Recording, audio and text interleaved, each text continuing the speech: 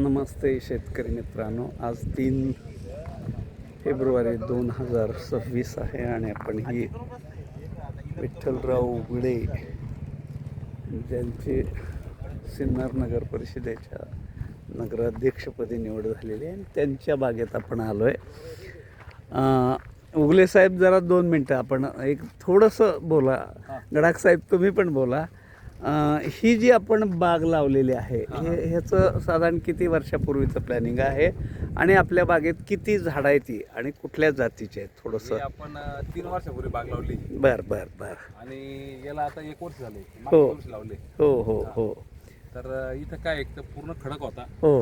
आणि खडक असल्यामुळं बरेच लोक म्हणायचे की इथं होणार नाही. मी म्हटलं आपल्याला चॅलेंज अगदी बाग करून दाखवायची. येस. आणि त्या पद्धतीने आज एकदम चांगल्या रीतीची बाग झाली. बरोबर. आणि इथं जवळजवळ आमच्याकडं 25-30 प्रकारचे झाडं आहेत. हो. म्हणजे मेजा की जो 3 लाख रुपये किलो आंबा आहे तो पण लावलाय.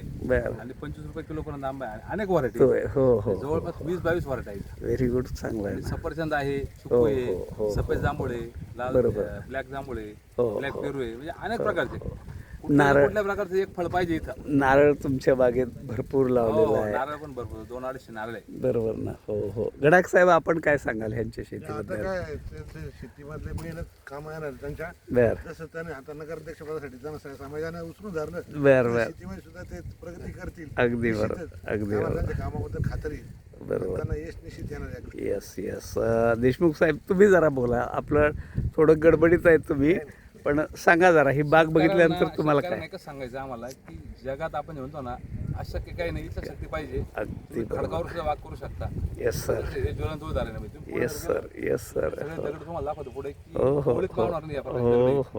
परंतु मेहनत घेतली आणि एक जिद्द ठेवली ना, कुठे सगळं होऊ शकतं. अगदी बरोबर आहे. खडकावर आमच्या खडकावर शिले साहेबांनी इथं जमीन घेऊन आणि ही सगळी खडक डेव्हलप करून शेती काय तरुणांनी एक वेगळा आदर्श करून दिलेला आहे. बरोबर. आणि सगळी व्हरायटी एकत्र करून सगळ्या नवीन जाती लावून आणि अतिशय सुंदर बाग डेव्हलप केलेली आहे. पाहण्यात एक वेगळीच मजा आहे. एकीकडे महाराष्ट्रातला शेतकरी आत्महत्या करतोय, विदर्भ असेल, मराठवाडा असेल, तरुण वर्ग शेतीपासून दूर चाललाय. काय सांगाल आपण त्यांना?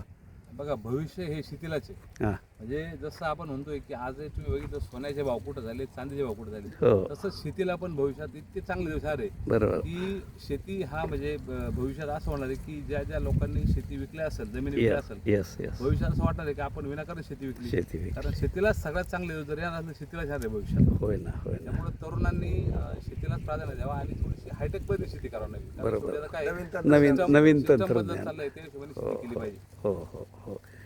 धन्यवाद. आपण आज सावता महाराजांच्या आरण तीर्थक्षेत्रातल्या आपल्या सावता महाराज आंबा बागेतनं आलो आहे. त्यांची ही बाग खूप चांगली आहे. आता ह्या इलेक्शनच्या 2-3 महिन्याच्या पिरियडमध्ये थोडंसं दुर्लक्ष झालं आहे असं त्यांचं म्हणणं आहे. पण भविष्यातली ही बाग सिन्नर तालुक्यातली पायलट प्रोजेक्ट बनेल अशा हिशोबानं आपणही त्यांना जे सहकार्य आपल्याला जे माहीत आहे ते आपण देऊयात. पुन्हा एकदा आपल्या सगळ्यांचं धन्यवाद.